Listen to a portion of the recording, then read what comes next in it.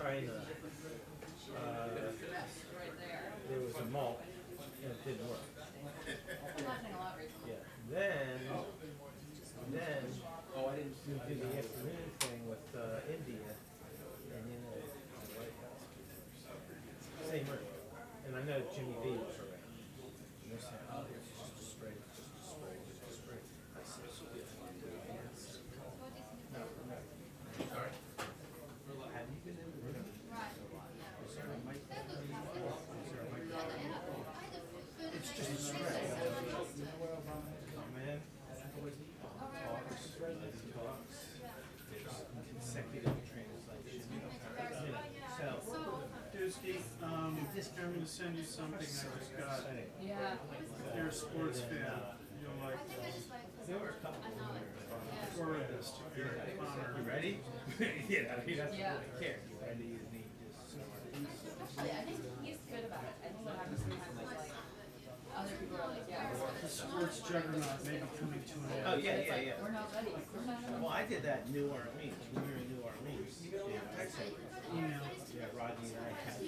ESPN. He drove the block to where I said, we're not ready. So I don't want to get fired. I think Abby's gonna just appreciate waiting a second. Exactly. He contacted me and said, who's that page? I tried to get our car, my phone synced to your car, and there's like a login you need from Jeanette show. I said, maybe tell him to call her. I get this room. I didn't get it, Dale. There it is. Impatient Eric Connor. Oh, we did sports ball with Mark.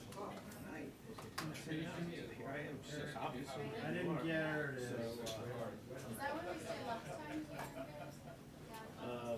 It's a pretty good read. What are you doing? Anyway, I get this room.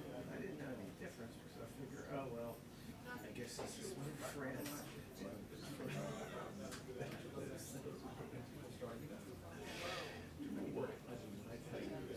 I just throw 19th century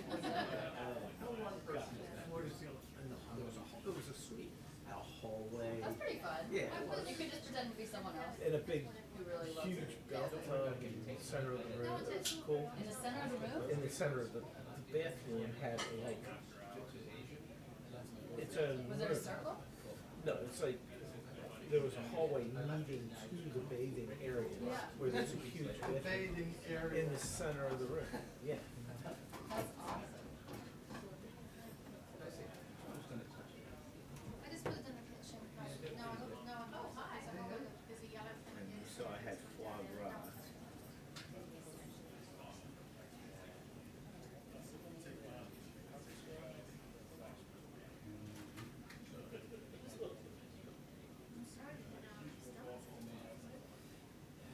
Did you get to have any downtime? That's in this. And then It's funny that it's in the center of the room. Yeah. I was thinking it must be like a big No. circle. That's So really the funny. center of the room, on the left, there was like a walk-in shower in one room, and then there was another room, the walk-in shower.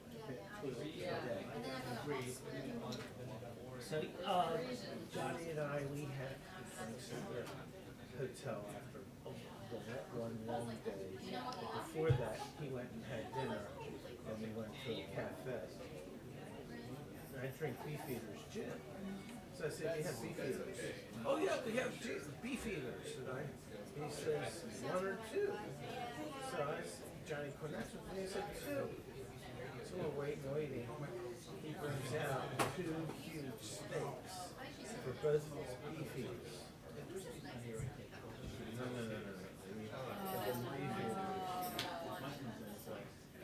We had escargot, and we had another kind of foie gras that was a pate. It was pretty good. But it was full. It was a full trip. It's kind of like you did India, right? It was like, I did India, yeah. like we started, like we hit the ground and we went. That's how we did Asia too. Yeah. We did no TR the night that we got there. Nobody slept the night because we're like on Eastern time, so it's like. So what about, can you just take photos? You can by the time we got to the room, Yeah. it was too late to take a sleeping pill because it was like 3 hours, 4 hours. And then we had the full day. The next day. Yeah, I never thought, I remember for a while I fought it. And now I'm like, No, no, I was. When I do the Indonesian trips and stuff like that, I do them and I wake up and I'm Bloody Mary and good to go. So yeah, aren't my girls growing up? yeah.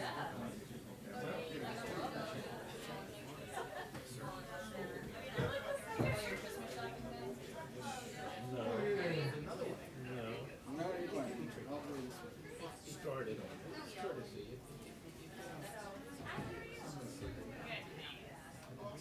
And you? That's what I'm trying to do. I think this is gonna be one of the big, is going to be the biggest year ever for online shopping. I don't think people, I mean, people were saying they're not going to shopping malls because it's too much of a zoo, you know? And if you can, with Amazon, you know? Yeah, 2 days. Yeah, Prime. And you know what? I remember she was doing that. Yeah. Something wasn't delivered, so I tried to get the customer service. They're And it was great. great. I couldn't believe it. I can only imagine how it is. I bought that on our bed frame, and it was $400, and it was a piece of junk. So I tried to return it. We boxed it, and in a box that made it more than $100. So I had to do UPS freight, and they came, and we missed and this and that. And I sent them an email, and they just said, I spent hours on the phone with this and that. They said, well, I'll tell you what we're gonna do. First of all, we're gonna credit your account now, because I was worried you had to have it returned by such and such. Don't worry about it, we've already credited your account. And they gave me no shipping thing. They were great. They were really, and they cared. Get away from Miss Connie.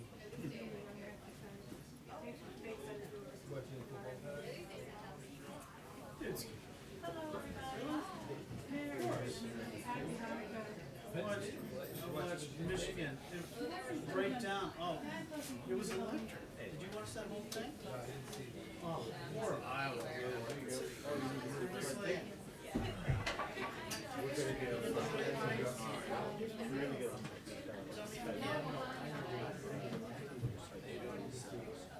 Excellent.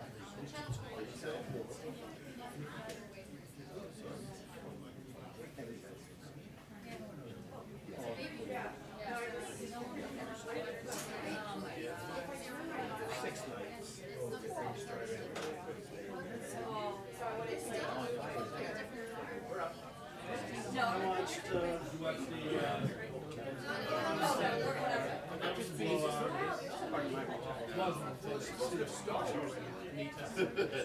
what was it, 42 to 30? I'll just be sitting there.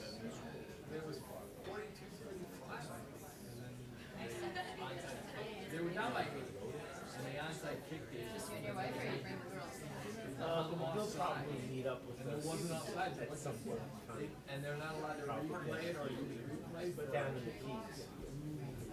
and it was blatantly, oh, that was like the big hub of talk this weekend. They got a balloon ball. Oh, well, it was early enough, I mean, because in the beginning They had to have this at 1:30. It was like, Give them more time to prepare.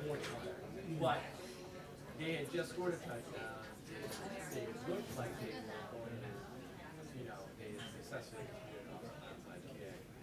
And nothing, nobody could say for sure that they scored. But still, it just like, At the Blazers' cheeks. what? The Gator. Yeah. Oh, wait. I'm talking about the Gator game. Yeah.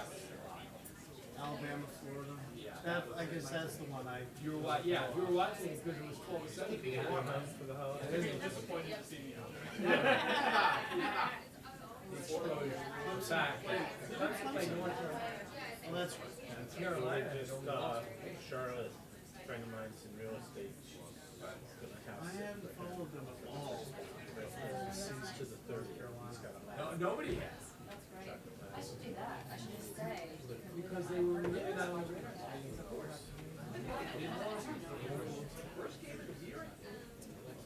It was a close game. UNC Tar Heels. That's Who my would've thought? backs. Yeah. I can never remember For that. them for bringing the program. Yeah.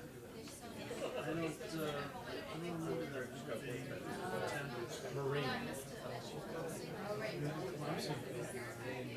They invested money. Yeah, that's But I watched it all the way. It was an orgy of college football. I watched all the way to the final seconds. The drive, that's what they call it. Michigan State. It was a 9-minute, 52-second drive. Oh, Steve, yeah. And they succeeded. They actually pulled themselves back through. They started, they got the ball with like 9 minutes and 40 seconds left, and scored with 13 seconds left. It was just masterful. It was mostly running. I'm not still not sold. They play Alabama. No. Michigan State played Alabama. But it's Oklahoma. I don't know. Wait, Michigan State went up to 3? It's Michigan State, Alabama, Clemson, and Oklahoma. Whatever. Clemson's 1, Alabama's 2. Alabama plays Ohio State. I mean, Alabama plays Michigan State. Wait, 1 plays 4. Oklahoma, I think Oklahoma's 4. Why wouldn't Clemson play Michigan State? oh, yeah, right. Yeah, that's what it is. What did they figure out? Yeah. I agree. Clemson's just in. What I'll do is I'll ask my back if she wants to go over there, just pull the litter box and change it. Unless the rankings. I'm pretty sure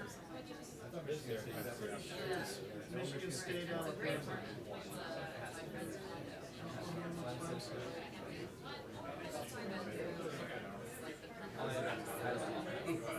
All right, let's get this. Michigan State jumps to number 1 in the AP basketball poll. Michigan State. They always feel the basketball.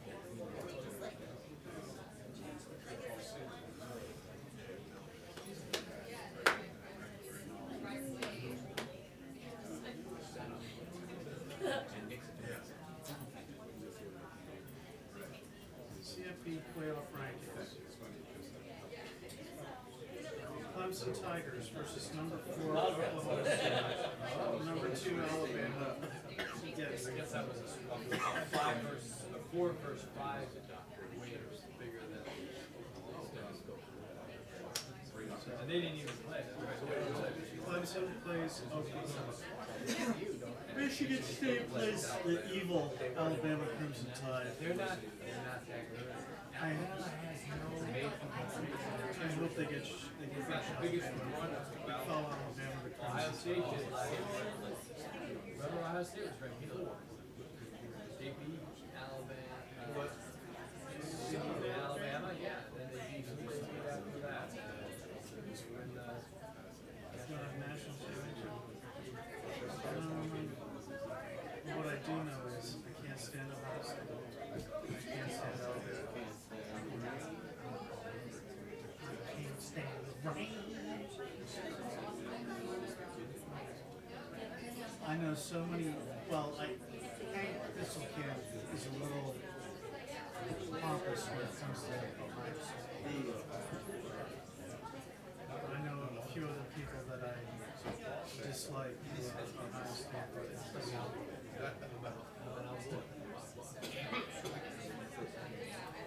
Yes, sir. I think my theory is, Dude, I will forever attribute you to that. Every time they call the briefing, it's like the clown car.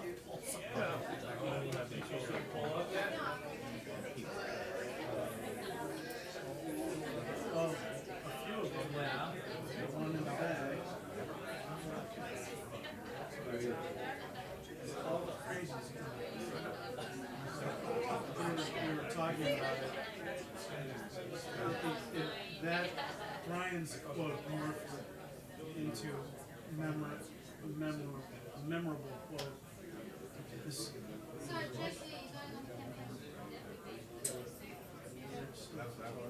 show up on big tables, like the Easter egg roll and the decoration.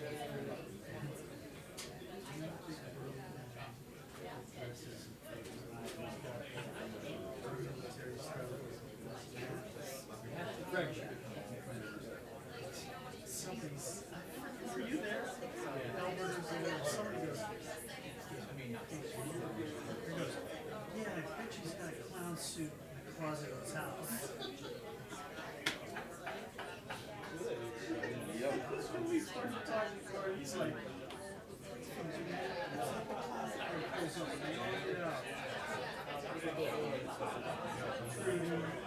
the young lesser consolidated, the AC guys. And then Alpha goes,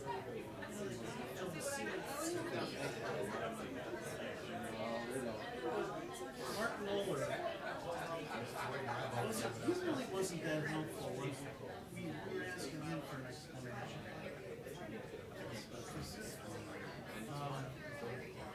This dude,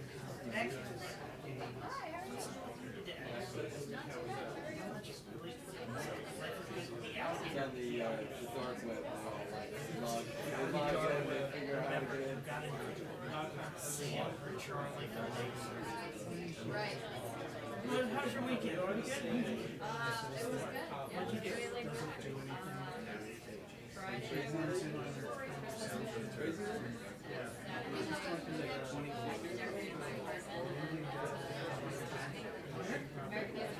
Where's American Dreams? Movie theater thing? and even when you ask her, it's like, You saw me on Oh, I'm on that channel? Oh my gosh. You're that guy? Man, I'm famous now. White House got me. I watched White House documentary. I like Senate.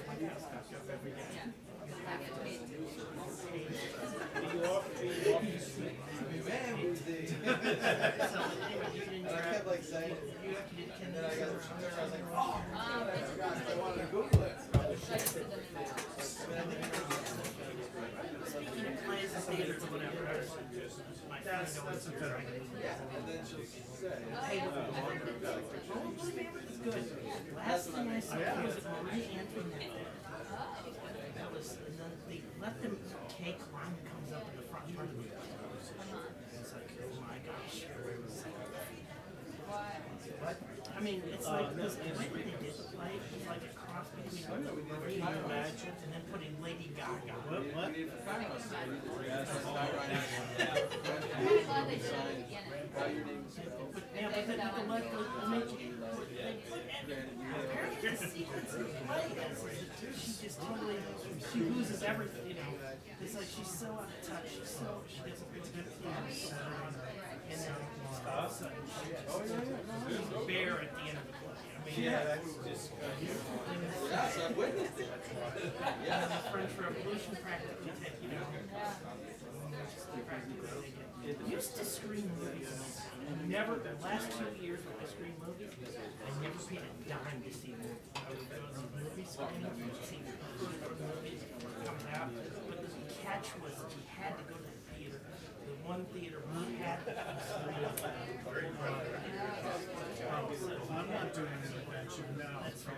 Because Washington is a top 15 market in terms of movie theaters or whatever. So you had to show up at that theater to show people. So there's a movie screen. You ever done a movie screen? All right, I'm gonna go. This is $1,000. No, 2,000. Landmark? I've done that too. One time I screened a movie.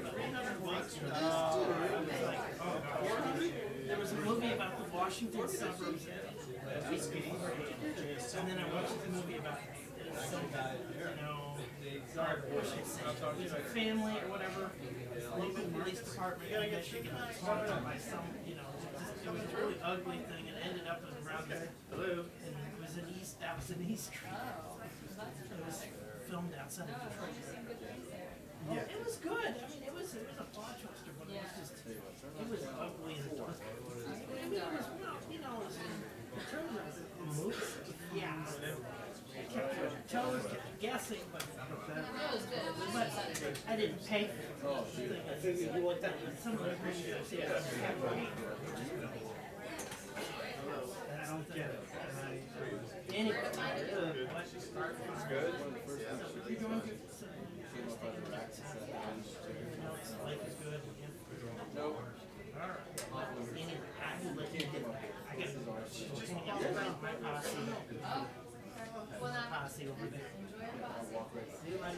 Like coming through the desert or whatever, the move. You know, I'm just like, I have no business. I don't know who you are. No, no, no. My turn.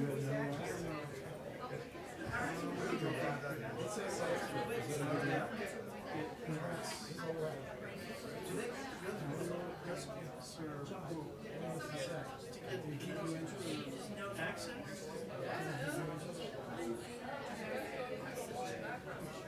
Like the male escort for Talon News Service. For a bush for a tree. Jeff Galooly. Oh, that was Tommy Barney. What?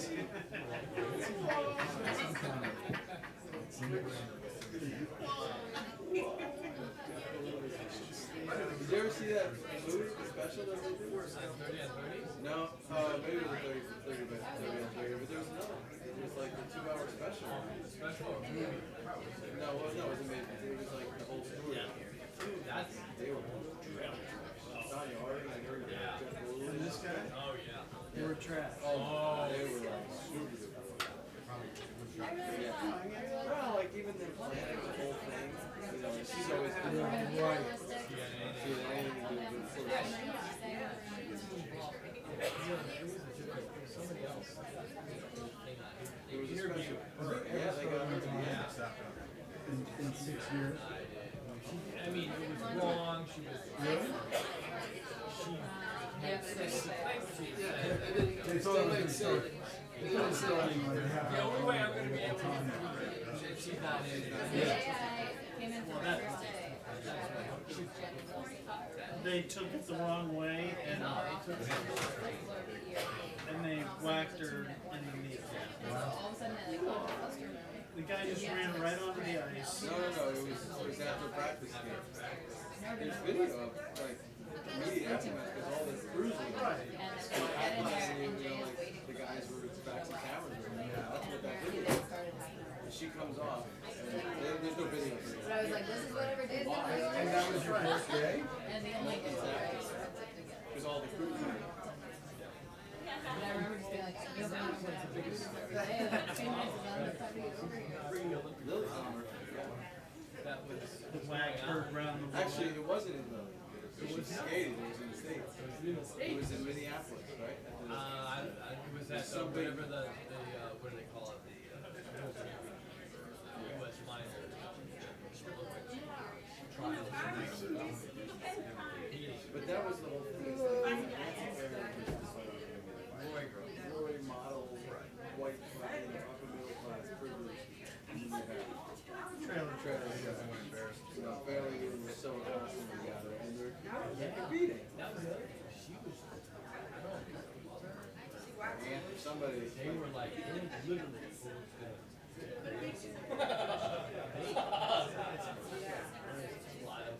yeah, Kerrigan was wearing these like.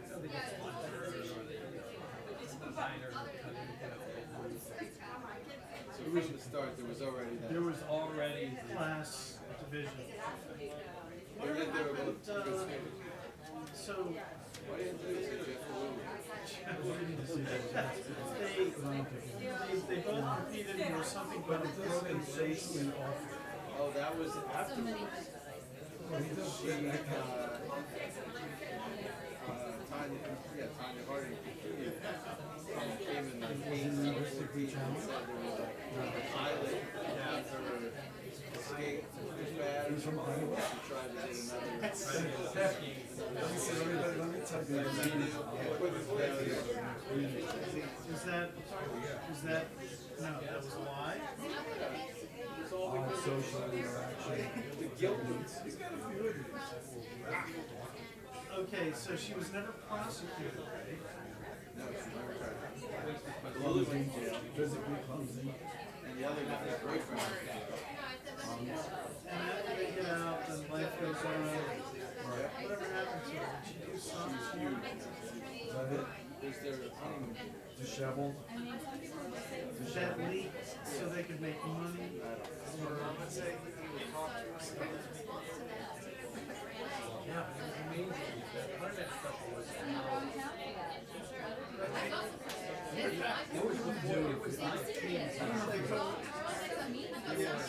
Right. that was that time where like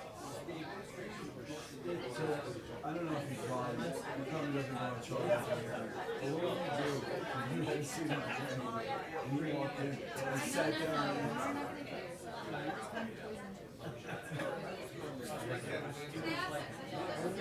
I would sit in the bathroom.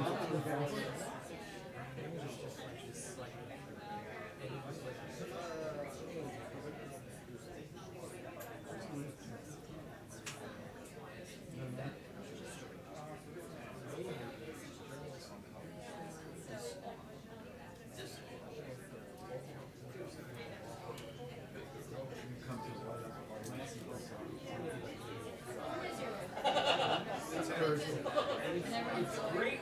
I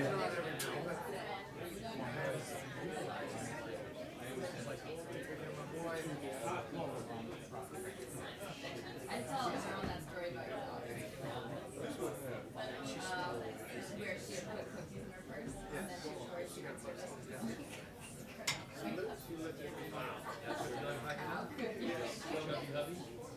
Turn in your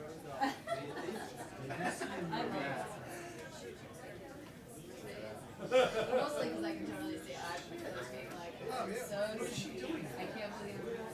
one of the new mom cards because the guy takes that from you. I'm going to jail. Only 8.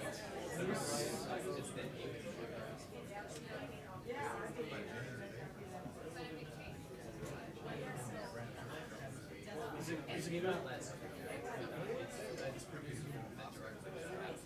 Yeah, okay. One line zingers.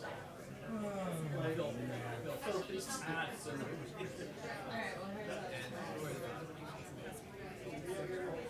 here's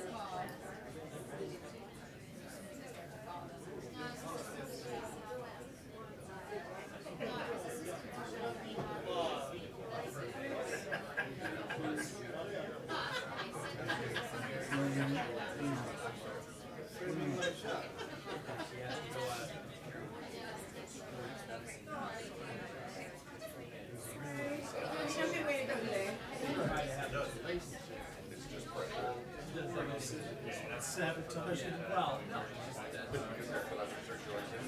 Poor decision is afraid of commitment.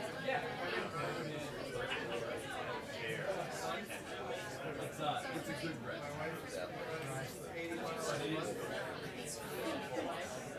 Dude, to this day, I'm a very fucking guy.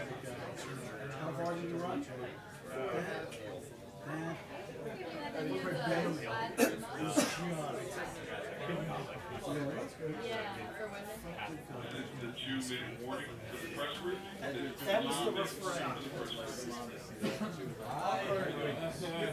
Medra took to see that. Oh my god,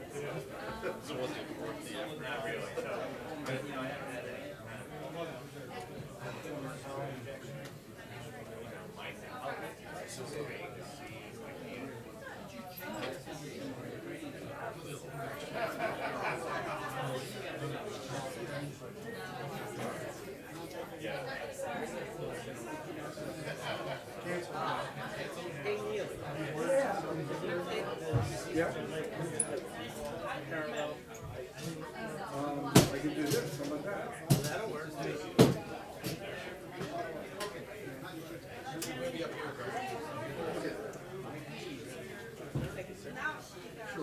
So my hand's gonna be here.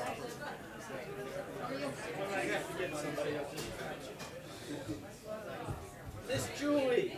Hi. How are you? What's going on today?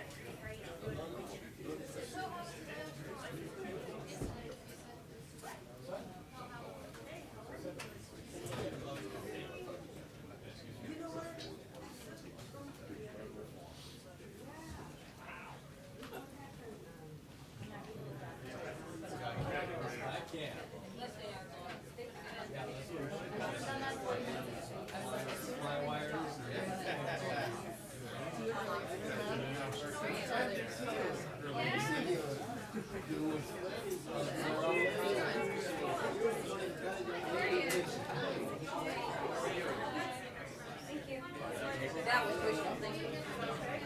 Jordan said, he said if you came up here and write it or dirty or something, it might come out.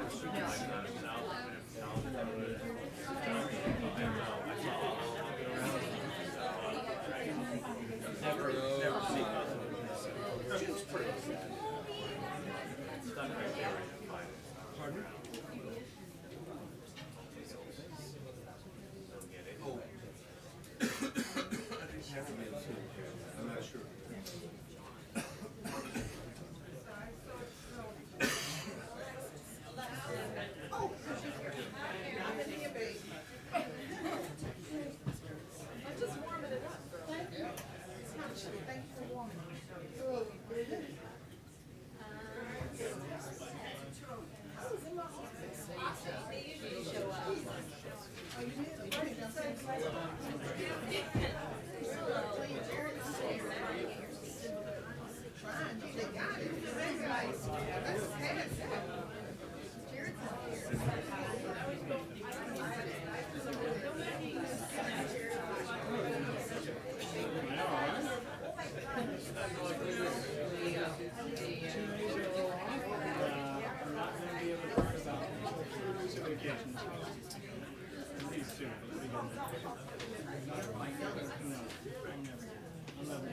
It's a corn vacation.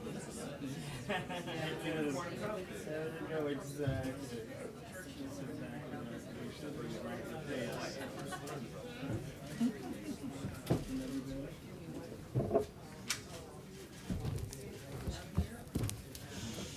All right. Good afternoon, everybody. Happy Monday. Let me start with a couple of brief comments before we go to your questions. Many of you had the opportunity to watch and report on the President's address to the nation last night, where he talked about the significance of the terror threat and the national security threat facing the United States. And he walked through an overview of the steps that this administration has taken on his orders over the last year to combat this threat and to secure the homeland. Included in the President's comments in his address were some steps that Congress could take to assist this effort. Let me mention one thing that he did not. Congress needs to pass a budget on time. Shutting down the government is not going to enhance our national security. There are also some Republicans who are suggesting that they may need some additional time and therefore would pass a continuing resolution to fund the government at current levels. The fact is, the reason that we don't want to fund the government at current levels is because the budget agreement includes necessary and adequate funding for our national security. So passing a continuing resolution, because Congress is unable to come to an agreement on a budget agreement, is only going to underfund our national security efforts. Seems like a pretty bad time to be doing that. So once again, it is the responsibility of Congress to step forward and do their job and pass a budget for the United States government on time. And that is going to require Republicans in Congress abandoning their ongoing effort to advance their ideological agenda through the budgetary process. There continue to be negotiations that are bogged down by the repeated inclusion on the part of Republicans of ideological riders that in some cases are nothing more than earmarks to their largest campaign contributors. When our national security is at stake, that's not the right thing to do. With that, Julie, let's go to your questions. Let me just pick up on that, Josh. Great. Has the president spoken to Speaker Ryan? As far as we know, they haven't met face-to-face since Speaker Ryan took office. They've had the opportunity to speak a number of times, but it's correct that they haven't had any meetings. This is a process right now that rests with Democrats and Republicans on Capitol Hill. But certainly you're an influential party in this. No doubt. In fact, that's how I have the knowledge that I do to be able to speak about the ongoing process. But ultimately, Speaker Ryan is the leader of a substantial majority of Republicans in the House of Representatives, and Senator McConnell is the leader of a substantial majority of Republicans in the United States Senate, and they have a significant responsibility to work with Democrats to advance a bipartisan budget agreement. The fact is the hard work got done earlier this fall, and some of that was thanks to the influence of at least Leader McConnell, who was in a leadership role at that time. So the hard work has been done. It's just time to finish the job and to do so before the end of the week. Let me move on to Chicago. Does the White House have any response to the Justice Department opening an investigation into use of force by the Chicago Police Department? I do not. The decision to open a pattern or practice investigation that the Attorney General announced earlier today is a decision that is made by prosecutors of the Department of Justice. And this is an independent decision that they made, and obviously there is important work and serious responsibilities that they have in conducting an investigation like that. And I'm confident that the investigators at the Department of Justice are up to the task. And I know you were asked about this last week, and we didn't get a clear answer. Has the president talked to Rahm Emanuel, not about the Justice Department investigation specifically, but the broader situation in Chicago? Not that I'm aware of. Okay. And then one quick follow-up on the president's remarks last night on encryption. He said, with a pretty vague line in his speech, he said he would, quote, urge high-tech and law enforcement to make it harder for terrorists to use technology to escape from justice. Mm-hmm. It seems kind of like a throwaway line on a pretty important topic. Is there something behind the scenes, some actual process? I know we heard on a call yesterday that the administration is not going to be pursuing any kind of legislative avenue on this. Mm-hmm.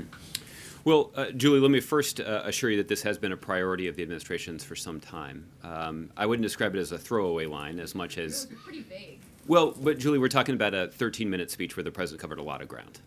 So the president made a point of acknowledging this fact because it is significant and something that the administration has been focused on. You'll recall, and I think you may have even covered this, when the president traveled to Stanford back in February, where he convened a cybersecurity summit, there were intensive discussions about this issue of encryption among leaders in academia, in the private sector, and of course, law enforcement. And there are equities to balance here that we, of course, and the president believes in the importance of strong encryption, but at the same time, as the president mentioned last night, we don't want terrorists to have a safe haven in cyberspace. But I want to make sure we're understanding this right. Does he see this as something that needs to have more robust attention and focus behind it because of the attacks in Paris and in California, or is he kind of just continuing a process that has already been underway?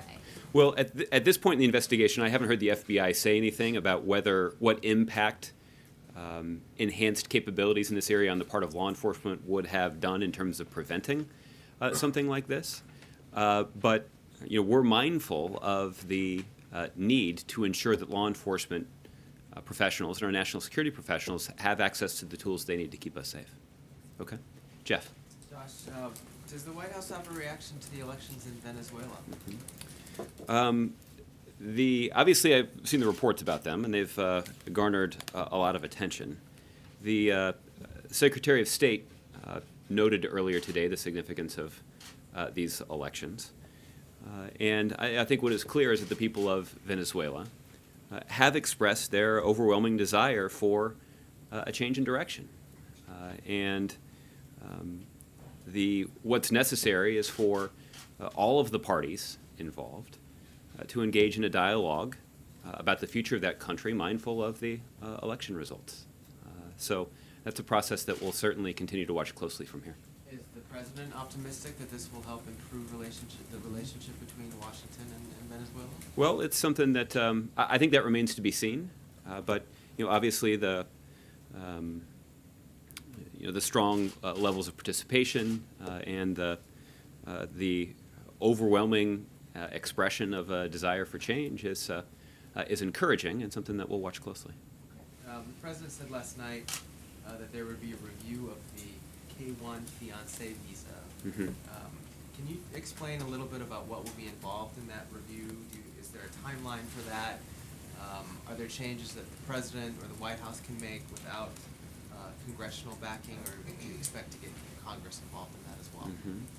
Well, Jeff, let me back up and just say that the reference that the president made last night was to the visa program that the female terrorist in the San Bernardino case used to enter the country. This is what's known as a K-1 visa, as you point out, and this is often a visa that is essentially used to allow fiancés of American citizens to enter the United States. Those who go through this visa program are subjected to rigorous screening. But obviously this incident begs questions about whether or not additional measures or reforms need to be implemented. This is a program that includes both DHS and State Department input. I believe that the way that this works is that you apply for this program through the State Department, because obviously you have to do it from overseas. But then when it is implemented, it involves the Department of Homeland Security. So both agencies will be taking a close look at the roles that they have in this program, and obviously determine what kinds of reforms would strengthen our national security. And when did the president ask for this? Mm-hmm. The president just announced it in his speech yesterday. Did he ask for it yesterday? Yes. Yeah. Okay. All right. Michelle. Thanks, Josh. Speaking of reviews, this DHS terror advisory system change, can you talk a little bit more about that? What exactly is it going to look like? Is it actually going to do anything useful, or is it sort of a move that people aren't necessarily going to pay attention to? How do you want to get people to pay attention to it? So, Michelle, this is a reference to NTAS, the National Terrorism Advisory System. This is a system that has been in place for several years now. It was essentially designed as a reform of the color-coded terror alert system that the Bush administration put in place. And the kinds of reforms that are being considered are reforms to this specific system that would make it easier and, frankly, more effective for the Department of Homeland Security to communicate with the public about what threats have been perceived, what steps are being taken to mitigate those threats, and recommend any steps that we believe that the public should take. These are still reforms that are being considered. You should not consider this a replacement of this program, but rather some important reforms of the program that would allow it to be more effectively used to communicate with the American public. Because I think if you ask just about anybody on the street, what is the terror alert level now, and is it a color or is it some other designation? Yeah. I don't really know how many people would know, but does it matter? Is this something you put out, and if people want to find it, they can? Or are you feeling like now it needs to be at a level where more people do know about it, kind of a greater dissemination of this information somehow? Well, I think, Michelle, I think, frankly, it depends on the circumstances in which guidance or an alert is being issued. Obviously, if an alert's being issued, then we definitely want people to pay attention, and for there to be broad awareness of it. But the goal of these reforms is to give the Department of Homeland Security a mechanism for more effectively communicating with the American public about threats that are perceived. And I think you've highlighted a couple of ways in which that program could be improved. This is a process that this is not a review that has just been commenced. This is actually a review that's been underway for some time. And I know that Secretary Johnson indicated earlier today that he expected the results of that review to be released relatively soon. Okay, and lastly, what is your response to some of the reaction that was, expected to come right after the president's address, especially from Republican candidates, saying that this isn't anything new? Is this all there is? It's just a couple of bombs each day. That's not really going to defeat ISIS. And again, every time he speaks, it's going to keep coming up that he doesn't say radical Islamic terrorism. He called it an active terror, but he's not wanting to say Islamic. Are you feeling like that is just going to be overly broad and it's going to exacerbate the problem, as you mentioned? Or is it to the point that he's not going to say it because his opponents are calling for it? him to say it? I mean, what would be the harm of actually saying that one word? Well, Michelle, I think this the president essentially covered this in the last 4 or 5 paragraphs of his address last night. And so I think for careful consideration of this issue, I'd encourage people to go back and look at that part of the speech again. The president made clear, as his predecessor did, that it would only serve ISIL's interest to leave people with the impression that somehow the West or the United States or the entire world is at war with Islam. That's a fantasy. That is not true. There are millions of patriotic Muslims in America right now that are upstanding members of their community, that are serving in the United States military, that are teachers, that are coworkers, that are neighbors, that are friends. And I think the president was quite direct about the role that those Muslim Americans can play in defeating ISIL, both in terms of the responsibility that the Muslim community has to stand up and speak out against those extremist voices inside their community. At the same time, the broader American community has a responsibility to make clear that we're going to work with Muslim Americans to protect our country and to protect those in their community that are at risk of being radicalized. Calling an individual act of terror an act of radical Islamic terror, that would indicate that we're at war with all of Islam? Mm-hmm. Well, it certainly would advance ISIL's narrative that somehow they were acting on behalf of Islam, when, in fact, as the president noted yesterday, that the ideology that they are seeking to advance is a gross perversion of that religion. Okay, April. Josh, I have 2 different subjects I'm going to ask you about. First, what are the new parameters in place now, or set, or that have to be followed for the relationship with the president and Rahm Emanuel in light of the Justice Department's investigation? What can they say to each other? What's off the table? Mm-hmm. Well, I'm not aware of any. Let me say it this way, April. The president's not going to be involved in the ongoing Department of Justice investigation, so I'm not aware of any limits that this would impose on his communications with the mayor. He's not supposed to talk about investigations. By law, he's not supposed to talk about investigations with the Justice Department. So, but would that also not allow him to talk about anything as it relates to the investigation with Rahm?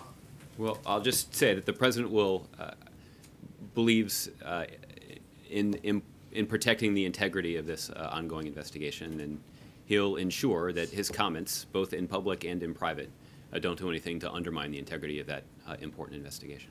And the president last night talked about the no-fly issue for terrorists. Mm-hmm.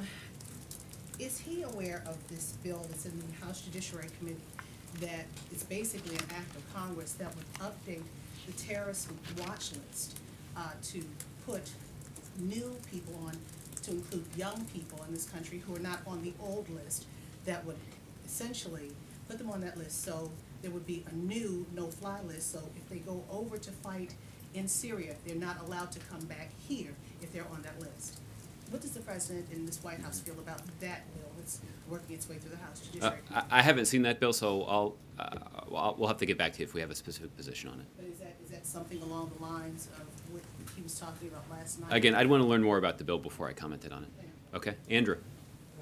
The president's address last night included a call for national unity. I was wondering if you're surprised that there hasn't been that kind of unity, as you may have seen in previous attacks, for example, after 9/11. That's a thought-provoking question, actually. I don't think that I'd at least carefully considered it. I guess there are 2 things that immediately come to mind. The first is something I think that the president noted directly. The president referred to that national unity in the context, as I recall, of being part of every element of America's capability to protect the country. That one of the things that makes America so strong and so powerful and so influential is the fact that we're a very diverse country that is very united around a set of core principles. And that only serves to enhance our national security, but it also makes this the greatest country in the world.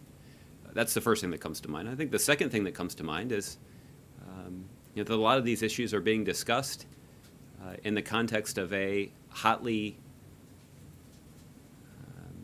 competitive presidential election. And we have seen a willingness on the part of some candidates in that election to use some divisive rhetoric. And they have done that, I think, in rather cynical fashion, understanding that it runs contrary to the values of our country, but also understanding that the intensity of some of those emotions could propel their political campaigns. So that's a pretty cynical conclusion that I think some might say is automatically disqualifying to serve in the Oval Office, but obviously the American people will make that determination. Okay, Ron. Just in a more general way, how is the president feeling this morning about the speech the morning after? I haven't spoken to him this morning about the speech, but I spoke to him last night after he delivered the speech, and I think he was pleased with the way that the process had come together, and that his goal was to speak before a large audience of the American public, to address the concerns that are obviously being felt across the country for good reason about the threat of terrorism. And he felt it was an important occasion last night to help the American people understand exactly what steps this administration is taking to degrade and ultimately destroy ISIL, to secure the homeland, and to fulfill the president's top objective, which is to keep the American people safe. I ask because the reaction has been, in some ways, very negative. It's been that the moment was lost. I strongly disagree with that. I think if you look at newspaper, again, it's going to be arbitrary. We're all just going to be citing sort of one-off instances. But if you look at I had an opportunity to look at the headlines on the front pages of newspapers all across the country about the president's speech, and we'll get them for you. I think this is worthy of inclusion in your news report tonight. Do you think the reaction's been positive? Well, again, I'm just looking at the news coverage, and I think what the reaction has been consistent with the message that the president himself delivered. This is a serious topic, and the president began his speech by talking about 14 innocent Americans who lost their lives. But in terms of the American people and the news coverage, at least in most outlets, reflecting exactly what the president was trying to communicate, we feel good about the results. I think the president does too. Because I was struck by a lot of reporting, a lot of analysis of it. Was that the analysis, I think, is risky, Ron. It's risky, buddy. This is where we are. That there was nothing new. That there was no grand proposal. That there was even you hear there's no strategy. That he used the Oval Office for the third time in his tenure, and on a Sunday night, and this is all we get, was what some of the narrative was. Mostly from people who are political opponents of the president. Again, that's just politics. Is that the point? The point. Mostly, yeah. I'm asking a serious question. Because the point is, I have to think that there's got to be some sense of the president that, regardless of what he says, he's not going to convince some people. But does he feel like he's not getting a fair hearing on this? He really feels like he said something that should have moved this whole dialogue forward, that should have been reassuring to the American public? Yeah. Well, look, the president's political opponents are not going to be satisfied, and that's okay. That's part of the process. That's part of an election. That's part of people who are competing to win the support of the American people. And I think it's disappointing sometimes when it takes place in the context of national security issues, and often takes place without any regard for facts or evidence. But if we spend a lot of time worried or focused on that, we'd be focused on the wrong thing. Well, let me finish. What the president was focused on last night was speaking before a large television audience of the American public to, again, describe to them exactly what steps this administration has taken for more than a year now to degrade and ultimately destroy ISIL in Syria and Iraq, to protect the homeland, and to ensure that we're following through on the kinds of steps that are necessary to protect the public, and doing that in a way that both reflects the lessons learned of our recent history, but also reinforces the values that are critical to our national security. But that's the thing, you said it. It's been more than a year, and now at the end of this year or so, you've had Paris and San Bernardino, despite this strategy. And even though it's being amped up or stepped up, I think people are wondering, isn't there more, something else that can be done? If after a year, this is what's happening. Is it inevitable that with this strategy, and the president says it's going to take some time, so is it inevitable that there are going to be these Paris and San Bernardino style attacks? I certainly wouldn't think that he accepts that. He does not, and I think he said on a number of occasions that he will not allow this to become the new normal or some part of some routine. The president's determined to ensure that that's not the case. But as you point out, when the president, first ordered military action against ISIL targets in Iraq and in Syria more than a year ago, he acknowledged that this would be a process that would take some time, principally because the president was not going to commit U.S. ground troops to a sustained ground combat operation inside of Iraq and in Syria. And as the president described yesterday, or last night, this is one of the lessons that we hopefully have learned from our recent history, that our victory, and we will prevail, but our victory will be more long-lasting and enduring if we pursue the strategy that the president has outlined, which is building up the capacity of local security forces to fight for their own country. Okay, just one last one. That's another part of this. I think we heard a lot about the military part of this in Syria, the coalition, the special ops, so on and so on and so forth. The attack in San Bernardino, though, as the Attorney General has said, signals this new phenomenon, this new problem that's really not that new, but it's different. The radicalization, self-radicalization of people by what they're reading on the internet and cyberspace. I don't think we heard a lot about exactly what the strategy is to deal with that, to stop exactly what seems to have happened in San Bernardino to an American citizen, his wife, reading this stuff on the internet and then deciding to go out and arm themselves and kill their coworkers. What is the strategy to deal with that? Well, the president did spend some time, and I think this is one portion of the speech where he did talk at length about the things that we have to be sure we don't do in terms of making sure that the United States as a whole, both our government, our law enforcement, and the community at large, seeks to work with the Muslim community in this country. Again, American Muslims serve in our military and put their lives on the line to protect the country. They serve in our in law enforcement. They are our teachers. They're our coworkers. They're our neighbors. They're our friends.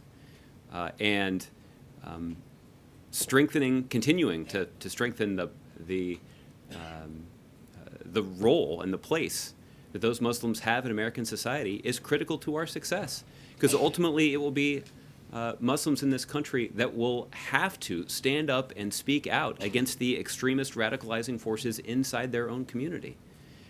And they will be more effective if they are working in close partnership with the federal government and with law enforcement and with our counterterrorism professionals and with our neighbors to fight those kinds of forces. But there are some additional steps. There are additional steps that the federal government has taken to pursue this effort to counter violent extremism. And there are some of this is our efforts that are underway overseas. I mentioned this a little bit last week, the creation of international CT and CVE clearinghouse mechanisms. These are essentially resources located in countries around the world, Muslim countries, as you'd expect in most cases, that are responsible for countering the effort of extremist organizations to radicalize people around the globe. Here at home, the federal government has supported pilot projects in cities like Boston, Los Angeles, and the Twin Cities, where law enforcement, both at the federal and local levels, have worked with community leaders in the Muslim community, but in other communities too, to build strong connections, to counter the sort of radicalizing messaging of extremists, but also to reach out to those who are at risk of being radicalized and giving them an alternative opportunity. And there are no easy answers to this, but there is a strategy that we can implement that we are optimistic will succeed in making the country safer. I'm familiar with the program in Minneapolis. And to follow up on this question from earlier, what more is there about this law enforcement tech industry, not just on the issue of encryption? What does the president foresee happening? He's monitoring Twitter, monitoring YouTube. What exactly is that? The extent of that? Yeah. Well, this is a question that tech companies, I think, are largely going to have to answer for themselves. They will do that in the context of a conversation with law enforcement and with government experts. But obviously, social media sites like Facebook and Twitter recognize that their tools were created in the context of an open society. And the kind of atmosphere that allowed them to innovate and to create new technologies that have allowed people to establish relationships, even if they're divided by time and space, is powerful and is successful only in the context of an open society. So they, at the same time, have their own interest in not seeing these tools be used to incite or radicalize or call for people to carry out acts of terrorism. Of course, they have a responsibility that they obviously believe strongly in, which is protecting free speech.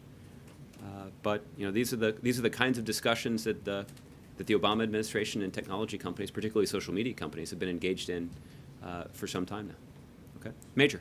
Josh, going back to your opening statement, just to be clear, will the president veto a CR if the congressional Republicans are not completed with their work by the end of this week? The president has made clear, and he said this when he signed the last CR, that he would not sign another CR like the one that he did earlier this fall, which is to say the continuing resolution he signed this fall was to give Congress additional time to negotiate a bipartisan budget agreement. And that's why the CR wasn't just a couple of weeks, but it was actually a couple of months, to give them ample time to sit down, Democrats and Republicans, and hammer out the top line numbers and then work through the individual numbers below that. And the president was quite clear at that point that he would not sign another one like that. That continues to be his position today. Now, there might be a scenario. One that is consistent with the spending levels that are currently understood and negotiated, but you don't have $1.1 trillion in spending. You are moving in that direction, but they need 3 more days. It's consistent with that larger envelope, if you will, of spending, but it's not the full deal. Will he sign that? Well, to avert a shutdown. I hadn't heard anybody float that proposal. I'm not floating one. I'm just okay. asking. I'm not in a position to float. Well, maybe I'll wait. I'm trying to figure out if Friday midnight is the deadline. Absolutely, end story, and you have your work done by then, or there will be a government shutdown. It is the deadline. The one thing that I would hold out is that if there is some sort of negotiation that yields a breakthrough, and an agreement is reached at, say, 11:30 on Friday night, and House and Senate leaders say, and enrolling and all that, right, procedural only. Exactly. So the way that I've described this is the president's not going to sign a CR that will give members of Congress additional time to negotiate.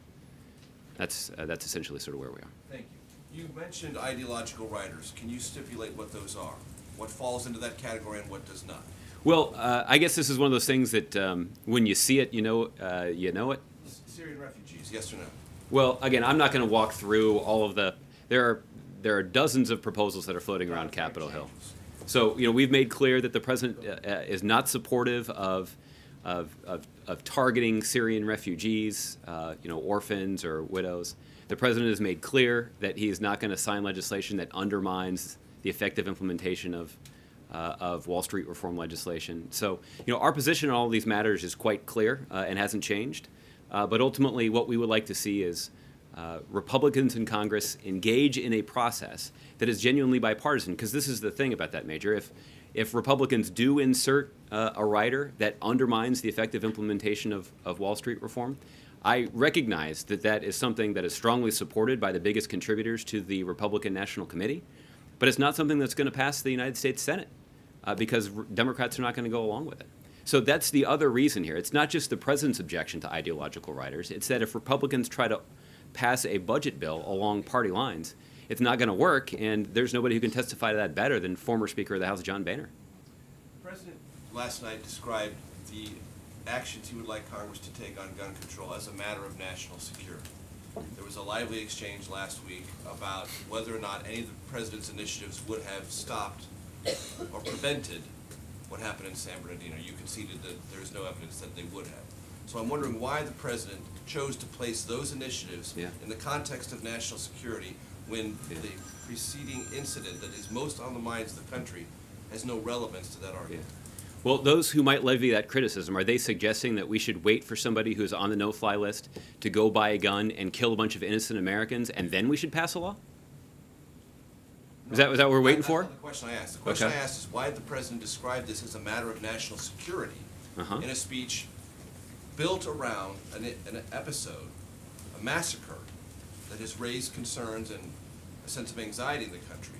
So it's a national security context, and yet Major, I'm just asking. And I'm trying to answer. The country is not just concerned about what happened in San Bernardino. The country is concerned about the potential risk of terrorism in this country. And right now, we do not have a law on the books that prevents people who are on the no-fly list from being able to walk into a gun store and purchasing a gun. And the president believes it is in our national security interest to make sure that people who the government has determined are too dangerous to board a plane to stop them from buying a gun.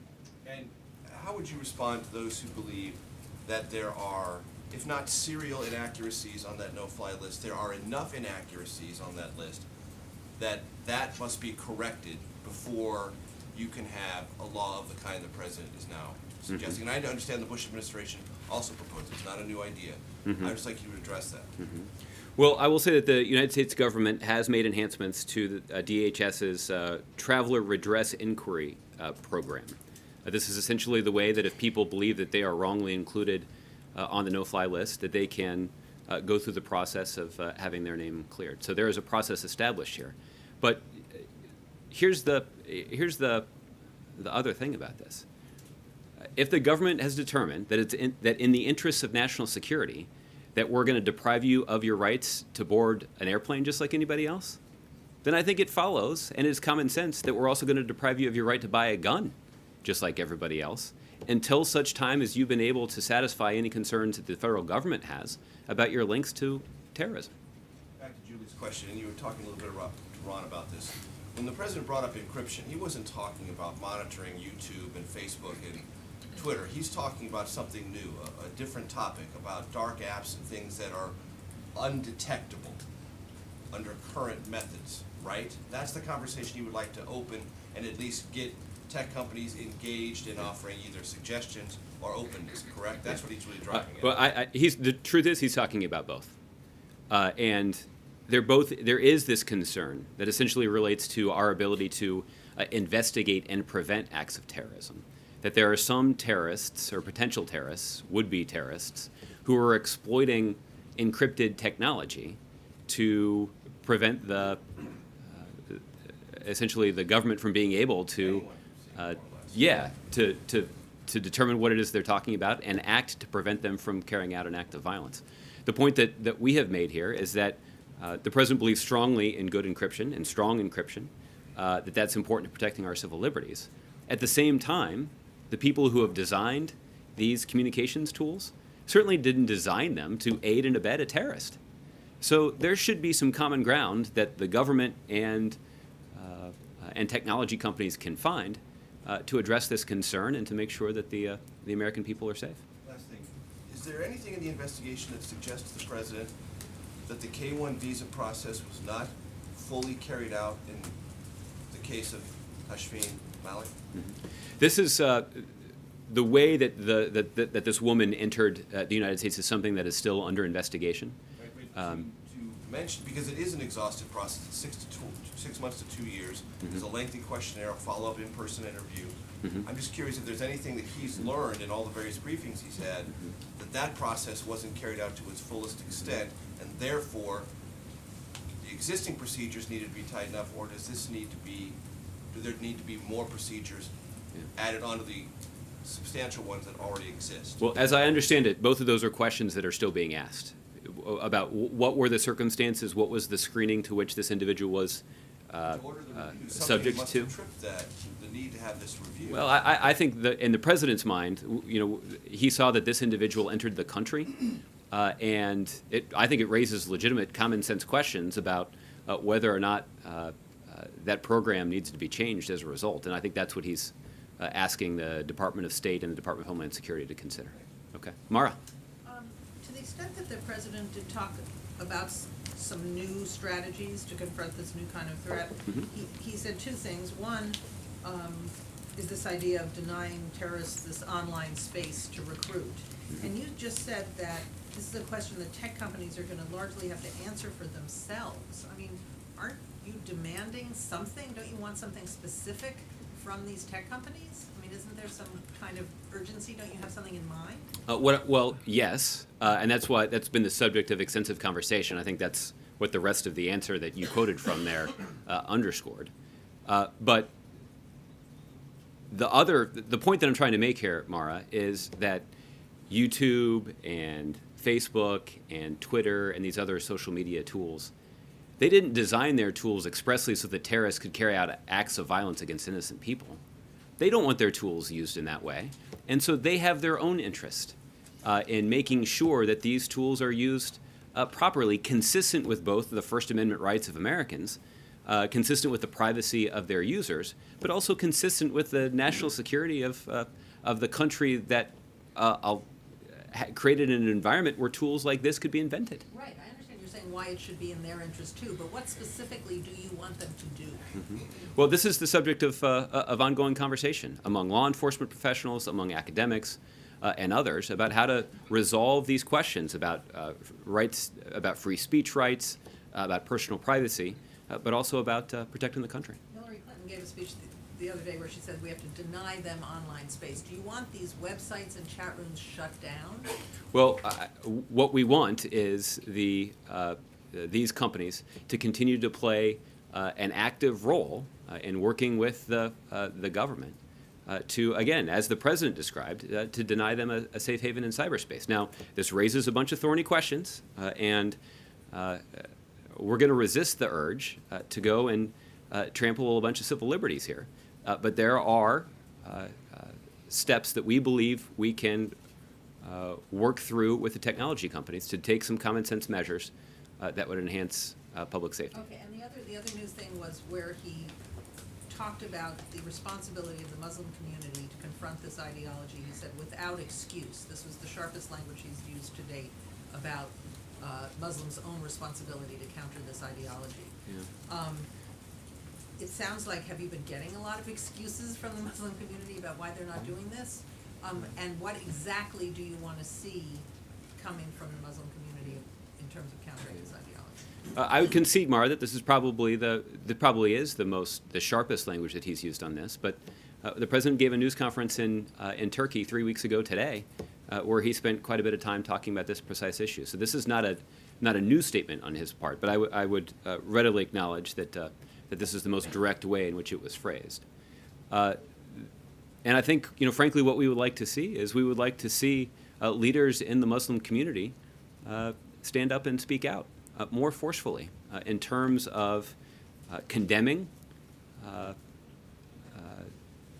these hateful, radicalizing messages that we see from extremist organizations, and to continue to work effectively with law enforcement to protect those members of their community that are most at risk and most vulnerable to being radicalized. I cited the experience of a couple of pilot projects where the Department of Justice and one of their community outreach offices has been able to work effectively with leaders in Boston and the Twin Cities and Los Angeles to pursue these kinds of ideas. And so, we've made some important progress, and there are some best practices that have been learned, and this was the subject of the conversation here at the White House at the Countering Violent Extremism Summit that we hosted here.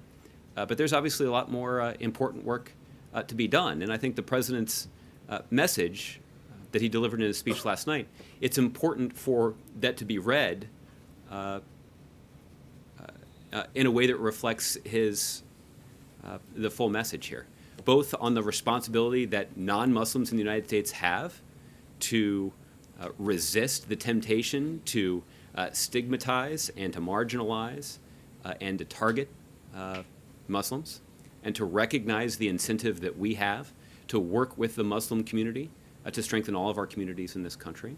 At the same time, the president was trying to acknowledge the responsibility that leaders in the Muslim community have to speak out against those against sort of those hateful and radicalizing messages that that extremist organizations are seeking to propagate primarily on social media. Okay, Jim. A lot has gone on since February when the president went to Stanford and had this conversation with the folks there. And now it's generally conceded we are at war with terrorists. In a time of war, isn't it time to trample some of those civil liberties perhaps? And for the president now to change his tone about privacy in this particular issue and to call for, in fact, these chat rooms to be shut down, for the government to have more access to find out who is plotting against the United States and maybe incited by these groups overseas? Isn't it, has the president changed his mindset from when he was expressing concerns about civil liberties in February to now because of what's happened? Jim, the president continues to be a strong believer and defender of civil liberties, and that his view about the importance of doing that has not changed. I think at the same time, there is clearly additional work that can be done.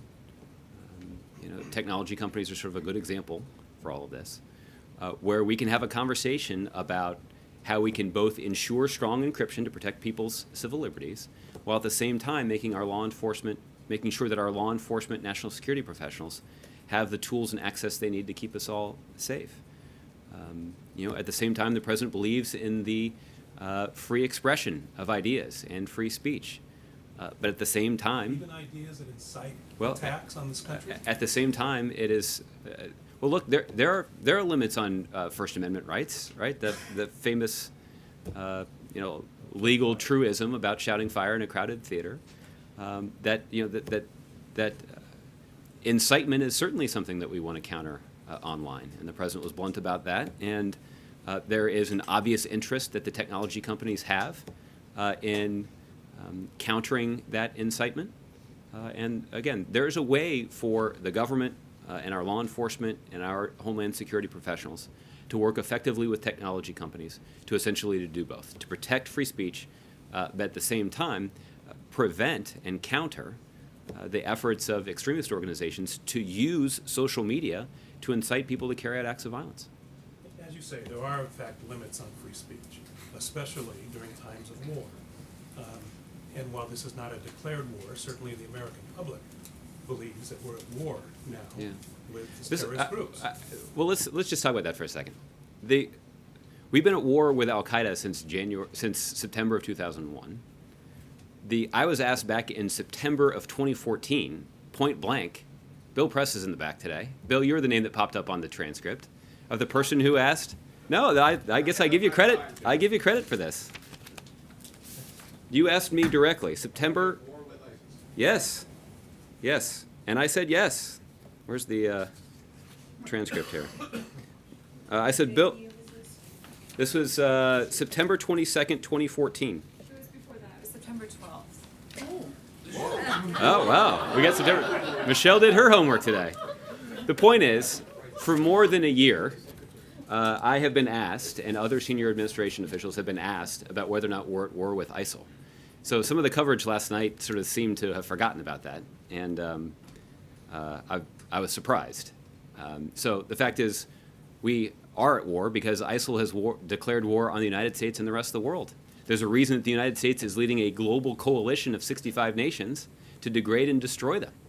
But the threat appears now not to only be on the war you're talking about with the coalition, fighting ISIL in Syria and Iraq, but more pointedly now, here in the United States with homeland terrorists who are being incited on the internet. And my question, and I think some of the public's question is, why is the president asking the technology companies to do their civic duty instead of coming out and demanding that this stop? Mm-hmm.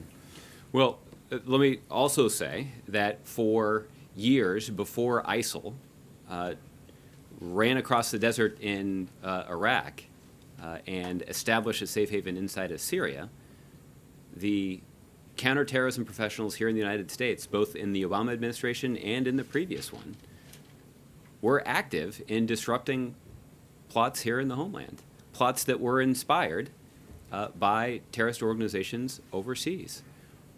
The way that this threat has evolved is that ISIL has proven to be a particularly effective radicalizer and inspirer of violence. Certainly not the first one, but they are the latest iteration of it, and they do have an effective strategy for propagating their hateful ideology in a way that seeks to inspire people to carry out acts of violence. So the point is, this isn't new, but it is more serious because we have seen that ISIL is more effective than some other organizations that have attempted to do the same thing.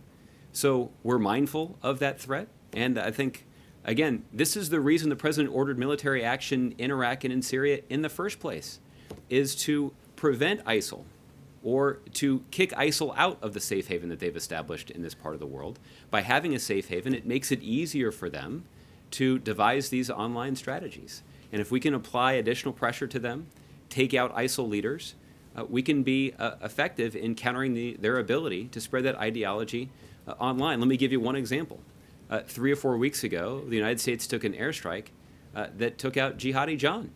This was an ISIL leader who had worked hard to cultivate his online personality by appearing in those disgusting, violent execution videos. That certainly is going to be disruptive to their strategy. It can't be the only element of our strategy, but applying this military pressure that has been underway for more than a year is part and parcel of our effort to counter them online.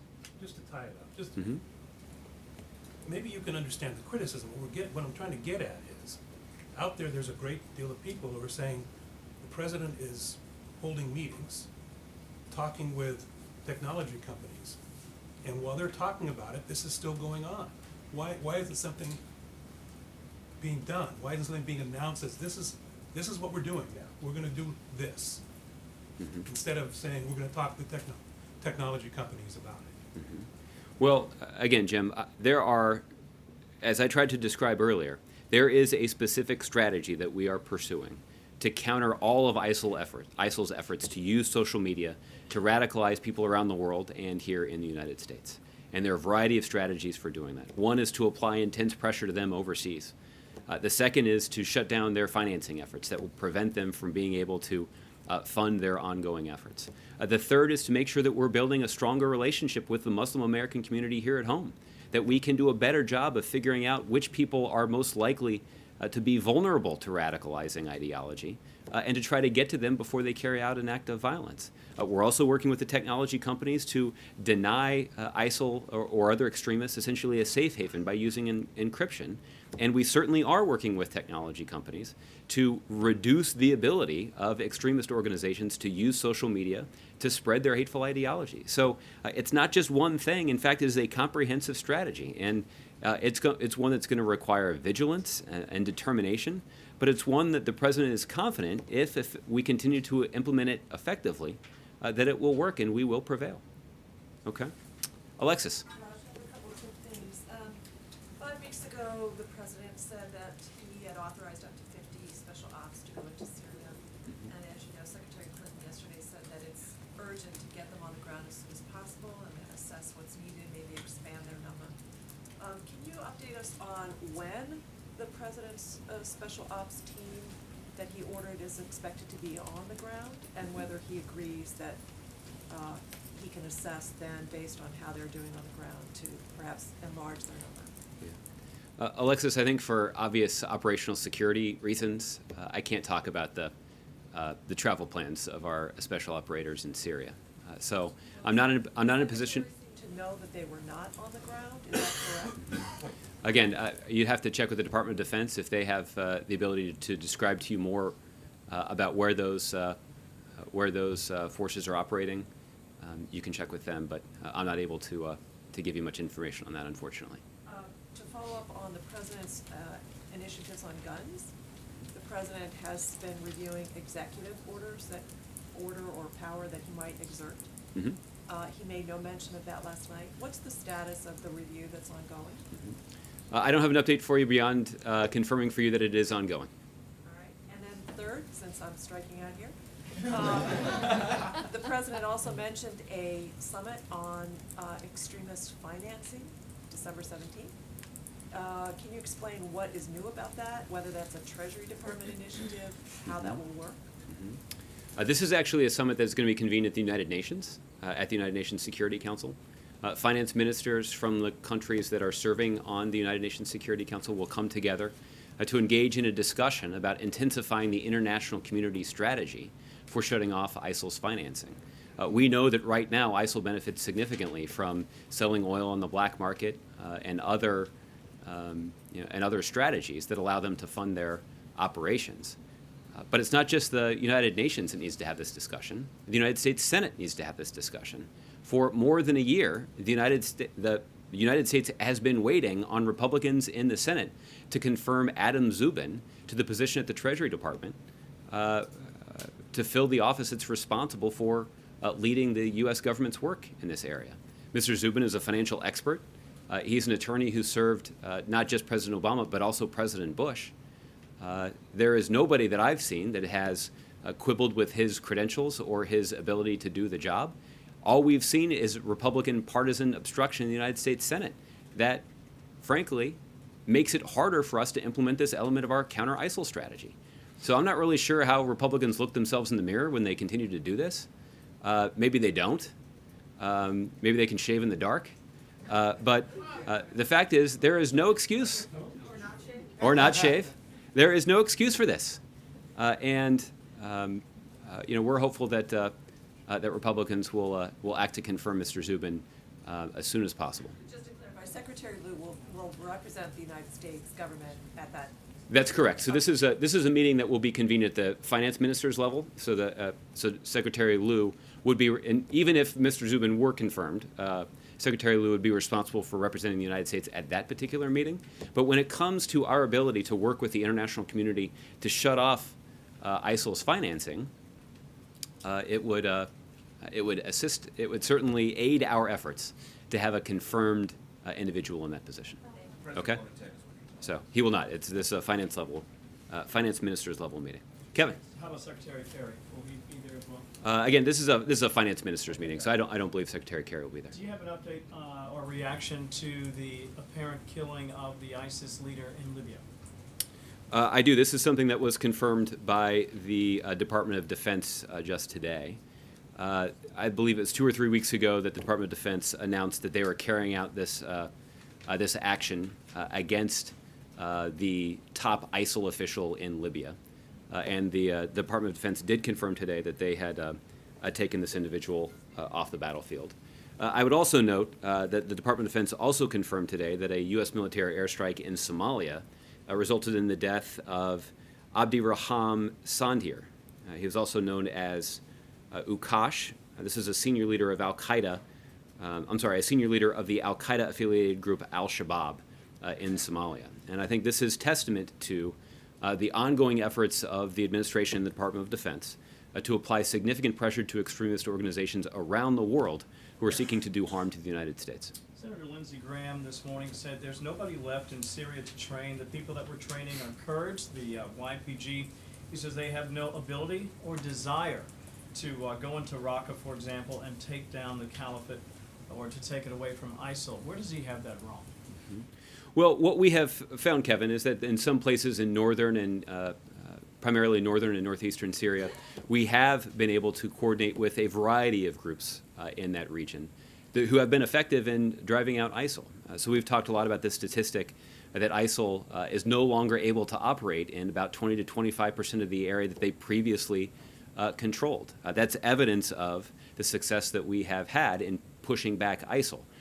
Certainly the Kurds have been effective partners with our coalition, but there have also been Turkmen fighters, there have also been some Arab fighters in that region of the world, or that region of Syria, that have been effective in